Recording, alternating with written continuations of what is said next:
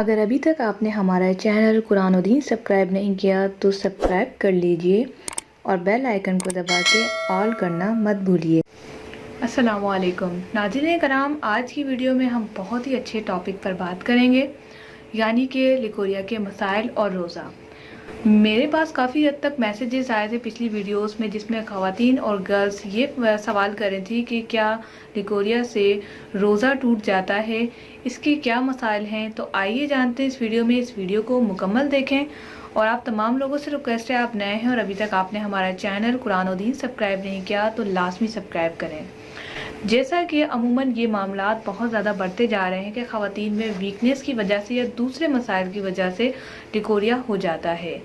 अब नमाज का तो हुक्म ये है कि अगर नमाज में ये हालत हो जाए तो आपकी नमाज टूट जाती है, क्योंकि इससे वज़ू ख़राब हो जाता है और वज़ू टूट जाता है। अब इसी सूरत में रोज़े के क्या मामलात हैं, तो रोज़े के लिए आपको ये बताना चाहूँगी कि इससे रोज़े में कोई फ़र्क नहीं पड़ता, क्योंकि ये एक बीमारी है। बेशक ये नापाकी है, लेकिन हैज़ जितनी नहीं।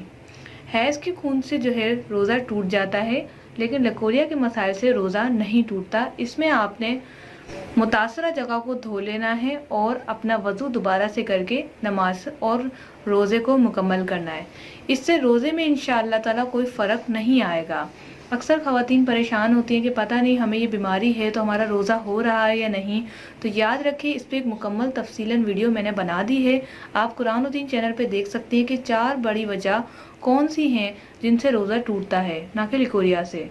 तो ये शॉर्ट सी वीडियो आपको बताने का मकसद ये था ताकि आपकी गलतफहमी दूर हो जाए।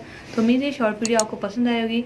लाइक कीजिएगा, शेयर कीजिएगा, चैनल को सब्सक्राइब करना मत भूलिएगा। अस्सलामु अलैकुम व रहमतुल्लाह।